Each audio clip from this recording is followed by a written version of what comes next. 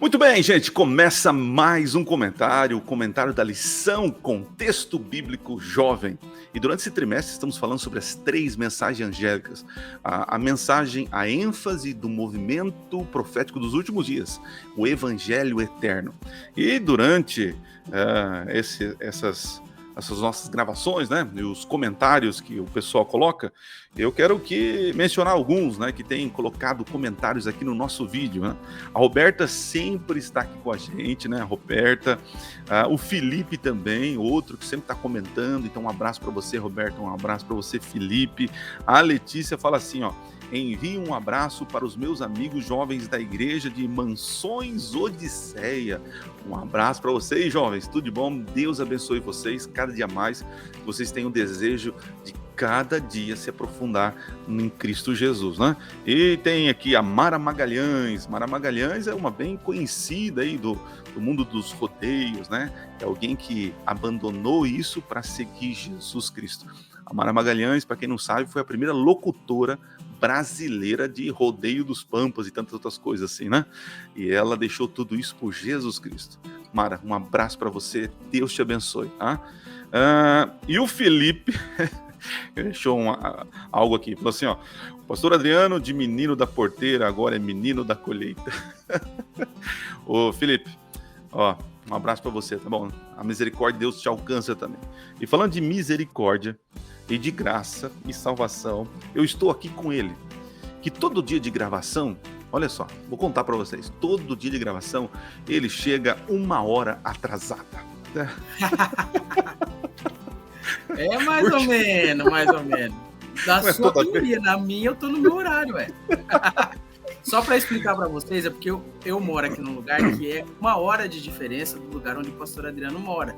Então, se ele marcou comigo 8 horas, eu entro 8 horas. Agora, se lá para ele é 9 horas, o problema é dele, né?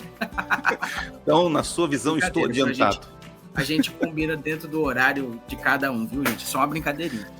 É, porque a lição da semana é a hora do seu juízo, né? É a hora do seu, velho.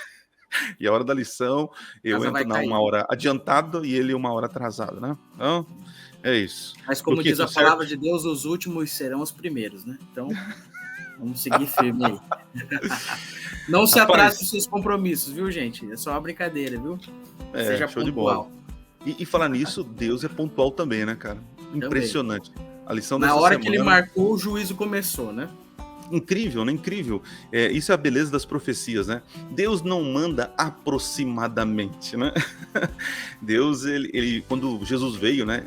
Paulo disse que foi na plenitude dos tempos, né? A data exata, o momento exato.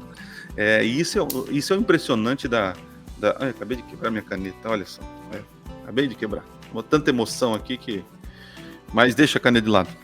Vamos começar, vamos ao que interessa. Luquinha, você é o orador oficial aí do nosso comentário. Pede as bênçãos. Let's pray to the Lord.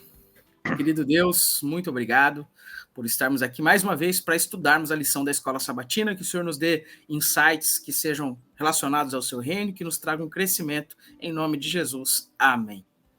Amém.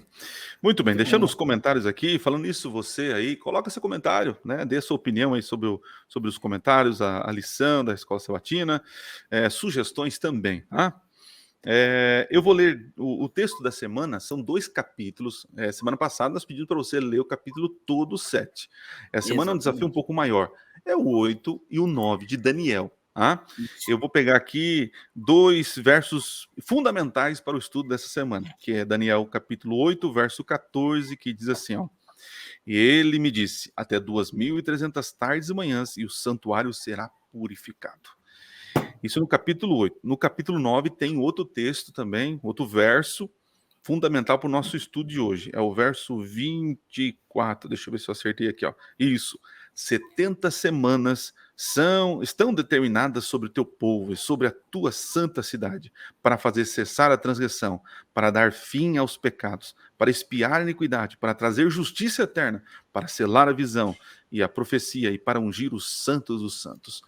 É muita informação que exige muito mais comentários desse assunto. Exatamente. Mas Lucas, olhando para a nossa tirinha, ela diz ali, eu fiquei até assustado, né?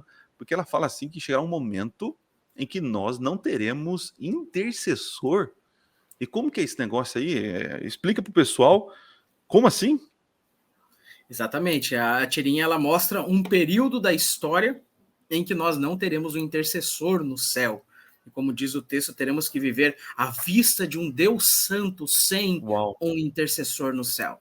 O que acontece é que, de acordo com a palavra de Deus, antes que Jesus Cristo volte a essa terra, a porta da graça, que a gente costuma chamar, né, se fechará.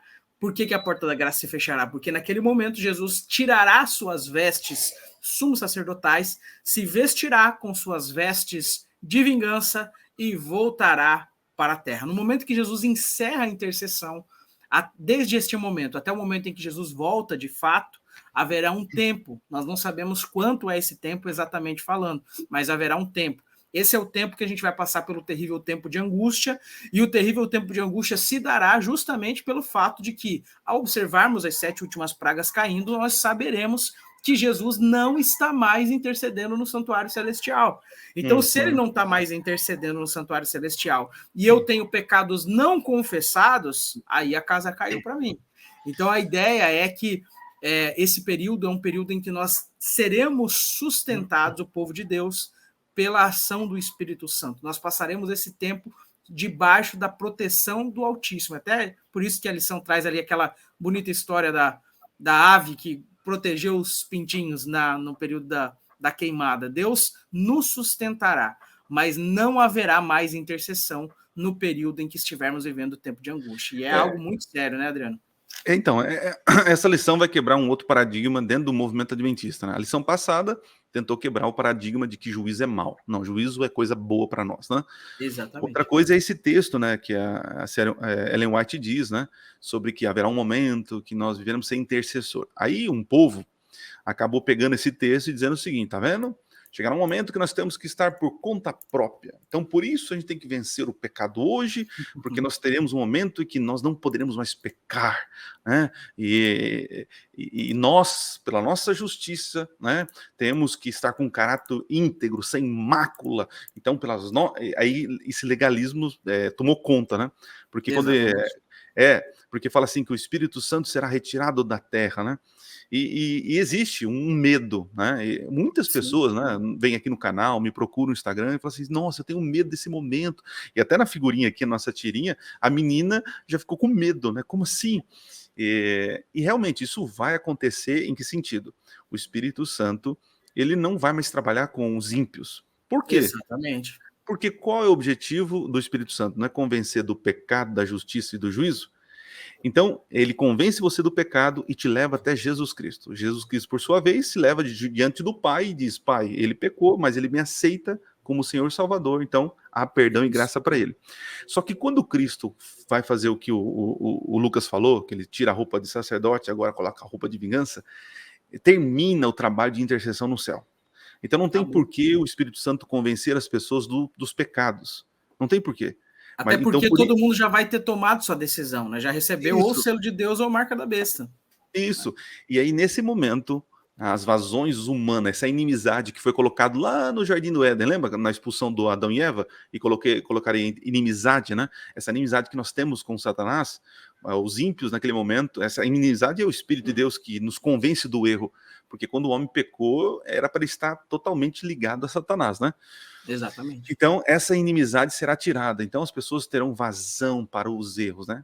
Só que o Espírito Santo, ele continuará na terra com os salvos, né? Como diz aí a historinha que o Lucas mencionou, né? Protegendo. Realmente, nós estaremos sem intercessor, é verdade. Mas toda a proteção será dada para nós, porque 1000 cairão ao teu lado, 10.000 à tua direita, e você não será atingido. Então não precisa ter medo, tá? Não precisa ter medo. Se Deus te protegeu até agora, não é pelas tuas próprias forças que você vencerá as pragas, que você vencerá as coisas. Não. Você vence hoje por Jesus e vencerá amanhã pelo fato de Cristo estar com você. Tá bom? Não precisa ter medo, não. Exatamente. Até uma coisa assim que vale a pena citar sobre essa questão é que muitos adventistas têm essa concepção. Até algumas pessoas...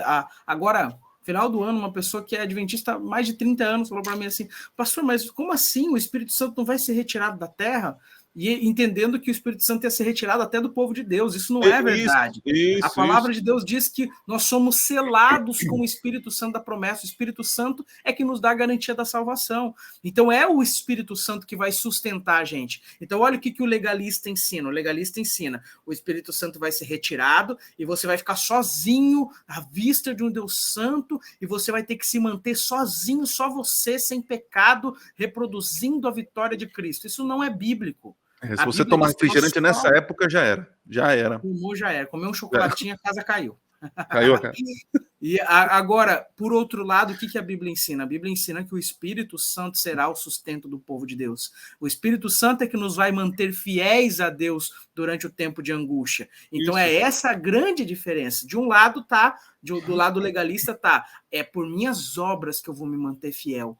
Do outro lado é o lado bíblico, é o Espírito Santo que vai manter a fidelidade do povo de Deus. Então, creia nessa promessa que é Deus que vai te sustentar, senão, obviamente, você vai desesperar e ficar doido com essa história. Com certeza. Se as decisões de hoje abandonar o pecado não forem tomadas, não vai ser nesse momento que vai ser tomado. Né? Exatamente. Então, a gente não está aqui minimizando o teu esforço, a tua dedicação de abandono e luta contra o pecado, não é isso.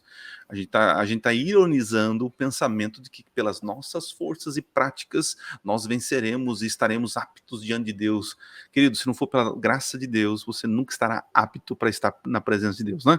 Jamais. Bom, a lição ela é bem detalhista, Lucas. Eu estou tentando aqui pensar como a gente pode explorar, porque o jovem que está assistindo aí, que já está dando like, já vai compartilhar, ele quer entender um pouquinho esse negócio de 2.300 tardes e manhãs, né? Eu vou tentar fazer uma abertura aqui, Lucas, aí você vai interferindo e vai pontuando também, tá? Okay. Pelo que eu me lembro, né, pelo que eu sei, Daniel ele está cativo lá em Babilônia e ele recebe sonhos e visões sobre o futuro. E ele vê visões assim, tem visões terríveis, como no capítulo 7, esses animais que surgem do mar, né, que são nações, e dentre elas tem um animal, Lucas terrível e espantoso, né, que ele aparece, e esse animal é diferente de todos, né? E ele tem 10 chifres, mas aparece ali um chifre que nasce e derruba 3 chifrinhos, né? Só que esse chifre, ele tem boca, ele blasfema, ele procura matar os santos, e Daniel fica incomodado com isso e fala assim: Senhor, até quando isso? Até quando ele vai perseguir os santos? Ele vai fazer isso? Até quando vai ser isso, né? Aí vem o verso que eu li da semana, Daniel 8,14, até 2.300 tardes e manhãs e o santuário será purificado. E é interessante, Lucas, que o Daniel não entende nada. O Daniel falou assim: eu não tô entendendo. Senhor, vamos falar sério, viu? Eu entendi ali os primeiros animais e tal, mas aquele lá que eu nunca vi, eu não entendi. Aí o capítulo 9, você pode interferir, tá, Lucas? Capítulo 9, Daniel começa a orar. Falei: Senhor, o senhor falou que era 70 anos, agora o senhor vem com 2.300 tardes e manhãs, que equivalem a 2.300 anos. Exatamente. Então, a gente vai ficar todo esse tempo, o teu povo vai ficar aqui, Senhor, perdoa o nosso pecado. É bonito, né, o capítulo 9, a oração de Daniel, né? E uma coisa que é importante a gente citar aqui para os nossos amigos, Adriano, é como que o livro de Daniel, ele apresenta o tema e depois ele volta ao tema progredindo na informação. Então, se a gente analisa o texto que a gente estudou da lição da semana passada, o que o texto diz? O texto diz que assentou-se o tribunal, abriram-se os livros, mas ele não diz a data exata do juízo. No entanto, embora Daniel 7 não diga a data exata do juízo, quando aparece o quarto animal, terrível e espantoso, que representa Roma, e aparece o chifre pequeno, que representa Roma papal, e aparece o período profético de 1.260 anos de perseguição por Roma papal, esse período acaba em 1798, e aí quando acaba esse período em 1798, que vai em Daniel 7 até o versículo 8, o verso 9 fala: e continuei olhando, ou seja, depois de 1798, e foram propostos uns tronos. Ele diz então, em Daniel 7, que o juízo vai ser depois de 1798, mas não diz quando. Aí quando a gente vai para Daniel capítulo 9, ele traz novamente a ideia da purificação do santuário, e o dia da purificação do santuário era para o judeu um dia do juízo, e ele agora diz a data, né? Até 2.300 tardes e manhãs e o santuário será purificado. Só que quando Deus dá essa revelação para Daniel, Deus não tinha dito o início da contagem profética, e foi isso que causou tanta angústia para Daniel, que o pastor Adriano está falando aí. Então, assim, Daniel, ele está querendo que Deus destrua esse chifre pequeno. Está humilhando o povo de Deus. Está humilhando, né? Sim. E a resposta, o anjo é o seguinte, a resposta é purificação do santuário. Interessante, não havia santuário naquela época. O santuário tinha sido destruído. Só que Daniel entendia que no dia da purificação do santuário no passado, era o dia do perdão e do acerto de contas, onde o mal era expelido do arraial, né? Então Exatamente. Daniel já meio que entendeu que a solução contra esse chifre pequeno, esse poder perseguidor, é a destruição do mal pela raiz. Olha que interessante, não é matar o chifre pequeno, é destruir o mal pela raiz, ou seja, é expelir toda a maldade, é purificar o mal que adentrou ao arraial dos santos, né? Então, aí vem essa profecia das 2.300 tardes e manhãs. E só um detalhe também, Adriano, que é bom citar sobre essa questão da profecia, que a profecia é uma resposta à pergunta que foi feita pelo anjo relacionada a duas coisas. Até quando durará isso? Né? Isso o quê? De a verdade ser pisada e etc., né? E a data em que isso começaria, que é o juízo. Então, quando o anjo anuncia até 2.300 tardes e manhãs e o santuário será purificado, o que ele está indicando? Ele está indicando o juízo, mas também está indicando a restauração da verdade. O que a Bíblia está dizendo é que a partir desse momento em que essa profecia se cumprisse, iniciaria-se no céu o juízo investigativo, lá no lugar santíssimo do santuário celestial, onde está a Arca da Aliança, com os 10 mandamentos, e o quarto mandamento, que é o sábado, e as verdades que foram escondidas pelo sistema papal durante seus 1.260 anos de domínio, essas verdades seriam desenterradas, seriam trazidas à tona novamente, e a verdade de Deus brilharia para todo mundo. Isso, aí no capítulo 9 vem a resposta, a explicação, né? Então o anjo ele vai dividir, ele vai cortar desses 2.300 tardes de manhã, 2.300 anos, ele corta 70 semanas, ele tira 70 semanas.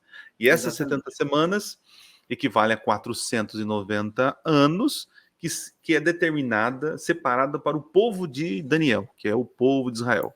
E o anjo também fala que a contagem desse tempo começa para a saída, para a reconstrução em Jerusalém. Segundo a história, isso a gente tem como comprovar, né? Começou a reconstrução de Jerusalém, tudo lá, no ano 457, que diz a lição aí, tá? Então fica meio fácil a gente começar a fazer algumas contas aí, né? Então a gente pega 457 mais 2.300 anos, né? Nós vamos chegar a que ano? 1844, né? Só que o anjo, ele vai explicar esse período começando com 70 semanas. Então, ele vai dizer o seguinte, dos 2.300 anos, 70 semanas vai acontecer várias coisas, né? Então, ele vai dizer assim, ó, que ele fala assim, que em 7 semanas seria reconstruído o templo, né, em tempos angustiosos, blá blá blá, de dificuldade, e foi o período que Esdras, Neemias e a galera lá demorou para reconstruir o templo, a cidade, né, Jerusalém.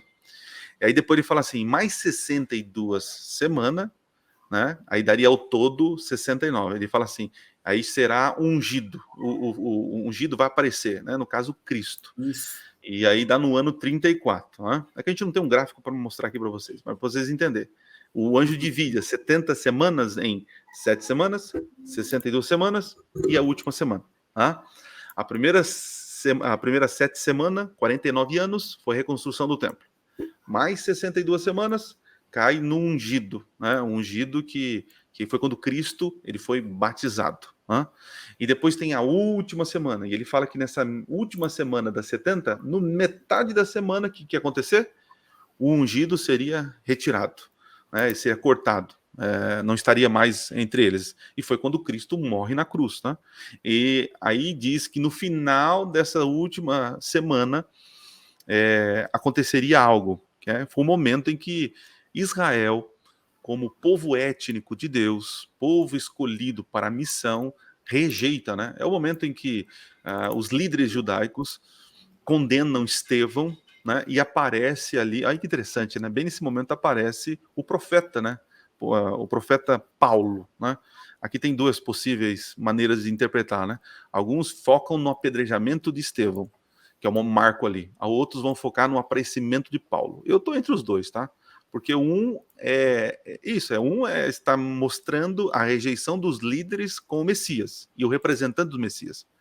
E é interessante que nesse momento aparece Paulo, Saulo, que se transforma no pregador, no precursor, um dos precursores, né, da pregação do evangelho para todos os povos, tirando de Israel a prioridade ou como posso dizer, ai, caramba, fugiu a palavra aqui. Tirando o posto de povo escolhido. Agora, povo escolhido é todo aquele que aceita Jesus como o Messias, o Filho de Deus enviado. Né? Então, até no ano 34, que acontece o apedrejamento de Estevão, aparece Paulo ali. Nós temos 1810 anos. E aí falta mais um período. Nesse período que falta, vai entrar o tempo da supremacia papal que o Lucas acabou de mencionar, que é no ano 508 ou 38. Olha aí, ó. Olha aí. É assim, trabalhar com gente competente é outro nível, né? Então vamos lá. Você não tem canetinha aí para mostrar. Mas aqui, ó, no ano 34, como eu falei, ó, no ano 34, ainda a gente tem mais 1810.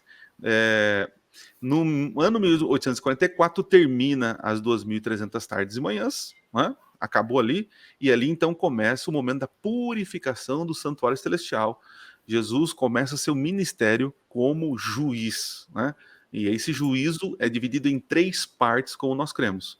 Em 1844 começa a primeira parte, que é um juízo pré-advento. Antes da vinda dele, existe uma investigação para confirmar todos aqueles que aceitaram Jesus como Senhor e Salvador, se eles realmente viveram conforme a sua fé.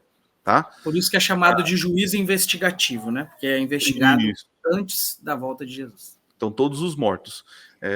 E esse juízo investigativo vai terminar um pouquinho antes da volta de Jesus, quando será concluído todo o juízo agora para os vivos, que nós não sabemos a data, mas haverá um momento antes da volta de Jesus em que os vivos serão passados pelo juízo. Tá?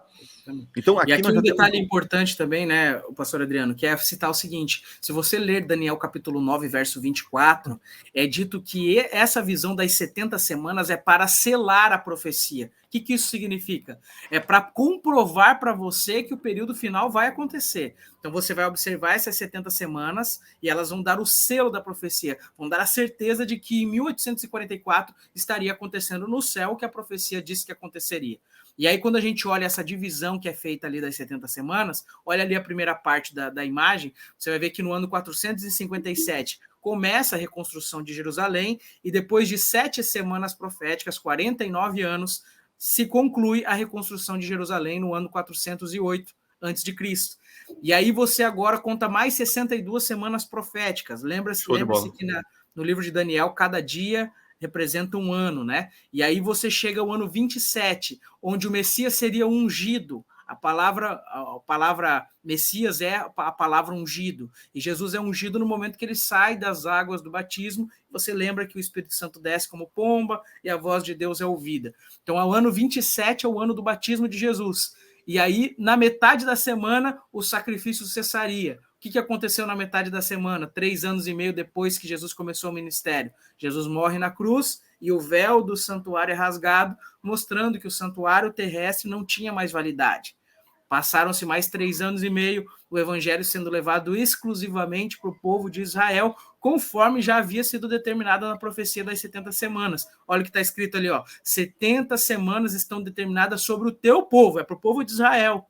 Só que quando a gente chega lá, em Atos capítulo 8, e Estevão é morto, o que acontece? A Bíblia diz que eles saíram por todas as partes pregando o evangelho. E aí o evangelho começou a se espalhar por todos os povos gentílicos, até chegar o cumprimento final da profecia em 1844, quando o santuário iniciaria seu processo de purificação. É isso, muito né? Muito bom. E sim, e aí, com essa purificação do santuário, né, você vê também se cumprindo a explicação do anjo ali, né? De que agora as verdades são restauradas, né? É interessante, passaram-se muito tempo e as pessoas não conseguiam enxergar ou entender o livro de Daniel. Olha que coisa interessante. No capítulo 12, o Daniel recebe essas visões e fala assim, mas eu não estou entendendo nada. Onde falou assim, amigão, não é para você não, brother. Isso aí é para o final, lá para o tempo do fim, o saber sobre essa situação vai se multiplicar. Você realmente não entende? Então, sela o livro, porque ele vai ser desselado, né? E é interessante que em 1753, não, perdão, 1753, quando Isaac Newton já começa a estudar o livro de Daniel, começa uma explosão, um boom de pessoas estudando o livro de Daniel. E esse mover, de alguma forma, causa o que nós chamamos o segundo revivamento que acontece, né? Que são pessoas estudando profecias. Aí que entra o movimento millerita, Guilherme Miller, né, estudando sobre Daniel e Apocalipse, entende que Jesus voltaria em 1844. Né? A Bíblia diz purificação do santuário, né? Só que Miller, o movimento millerita, entendia que a terra era o santuário. E era a volta de Jesus que purificaria essa terra. Então Jesus voltaria. Mas não era isso, né? A data estava correta, realmente, bate certinho, tá certinho, a gente concorda com isso. Mas nós entendemos que o evento estava errado, né? Que a purificação nada mais que era aquilo que era feito no passado, no santuário, que era o dia de acerto de contas, de juízo e perdão. Agora Jesus, o sumo sacerdote, começa a ministrar purificando, ou seja, retirando, apagando, cancelando os pecados que para lá foram, né? Que estão registrados nos livros, né? Às vezes as pessoas perguntam, mas como que é essa purificação? Né? Eu vou explicar rapidinho. Vamos supor que tudo que você faz, não é assim, Lucas? Tudo que a gente faz está registrado aonde? Nos livros, tá? Esses livros estão onde? No céu. Em 1844, Jesus agora pega todos os livros de todos que aceitaram ele como Senhor e Salvador. O livro da vida, tá lá. O Lucas, vamos supor, o Lucas. Então ele pega o livro das obras, do memorial, e o livro da vida. E aí Jesus olha o livro da vida. O Lucas está aqui, mas deixa eu ver como foi a vida dele. Foi realmente, ele viveu a fé que professou, ele foi um enganador. E realmente, olhando aqui, o nome dele está no livro da vida, mas ele tem que ser apagado, porque ele não viveu a fé que proclamou, né? Então Jesus vai lá e apaga do livro da vida. E assim vai. Aí olha para o Adriano. O livro da vida, o Adriano me aceitou como Senhor e Salvador. E olha para o livro memorial. Não, ele fez tudo certinho. Olha, ele realmente. Então o nome dele eu deixo. Ai. Tirando essa jogada de bolinha de gude no Raimundo, que acertou na viatura, tava tudo bem.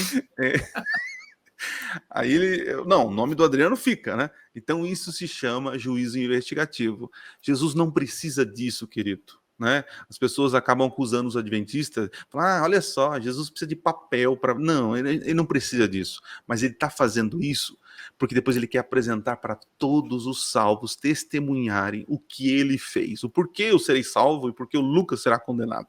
Entendeu? Exatamente. Então, por isso que é aberto os livros, nós lemos os textos aqui, né? Então, a purificação do santuário nada mais é de que apagar, cancelar pecados que foram levados até lá, porque quando você confessa teus pecados em nome de Jesus, o teu pecado está registrado aonde? No santuário. Não era assim no passado? As pessoas não confessavam o pecado sobre o cordeiro, o sangue do cordeiro não era jogado no santuário, e depois no dia do juízo não tirava os pecados do santuário. É a mesma coisa que acontece no céu. Interessante, né? Os 5 primeiros livros da Bíblia, Lucas, já tem tudo o que Deus ia fazer. Exatamente. Né? O resto, os seguintes livros foram uma ampliação da revelação já dada, né? E aqui uma coisa que eu queria deixar até como dica para você, talvez aí na hora que você for estudar a lição da escola sabatina com seus colegas na classe, lá na igreja, surge aquela dúvida, não, mas por que a gente diz que cada dia representa um ano e tal? E até a lição fala alguma coisa de Antíoco Epifânio, que a gente não acredita que foi ele, que foi o cumprimento da profecia e tal. Em Daniel existe, nas profecias de Daniel e Apocalipse, esse princípio de interpretação da profecia, que é chamada de princípio dia-ano. Geralmente a gente usa o texto de Números 14:34 para afirmar. No entanto, se você olhar o próprio livro de Daniel, você vai ver que Daniel se refere aos anos como sendo dias. Vou dar alguns exemplos rápidos, que o nosso horário aqui já está acabando. Mas, se você ler Daniel capítulo 1, verso 5, diz que Daniel passaria alguns anos com seus colegas estudando ali na Babilônia.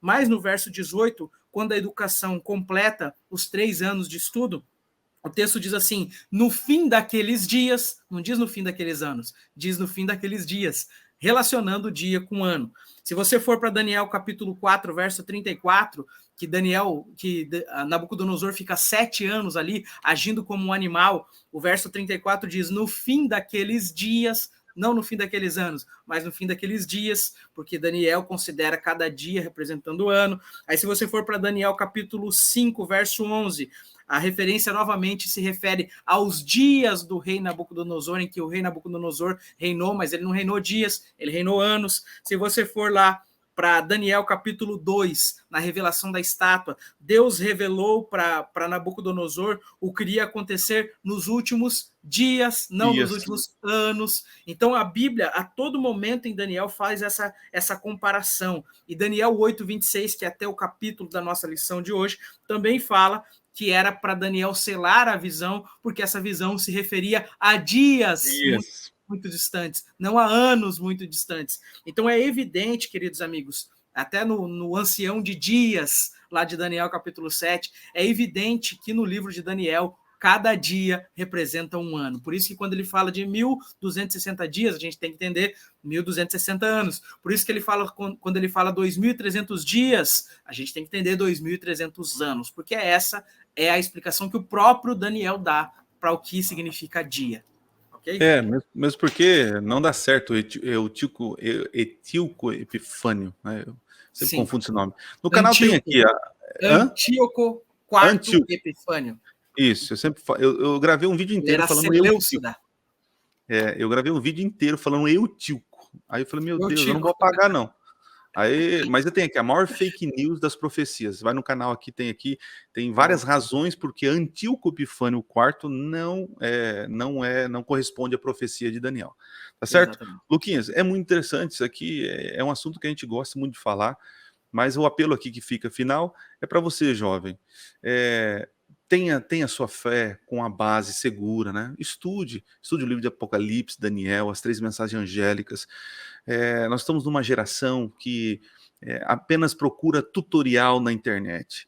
Não viva de tutorial, não viva apenas de mais um comentário da lição, mas tenha o teu momento com Deus, compre livros, estude, tenha a sua fé solidificada nas crenças adventistas, na crença que você acredita na igreja, enfim, na palavra de Deus, para que você possa pregar com autoridade, não porque você sabe tudo, mas porque você sabe do que você crê, tá certo? É isso aí. Luquinhas, bora lá orar? Pedir a bênção de Deus? Né?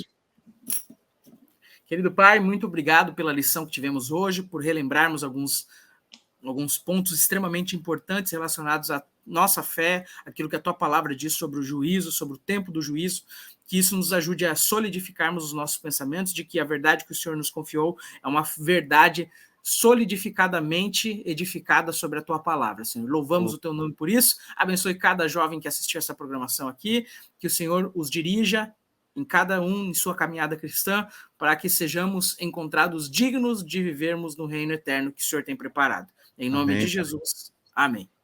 Amém. E deixa o like, né? Deixa o like, compartilha, manda pra galera aí.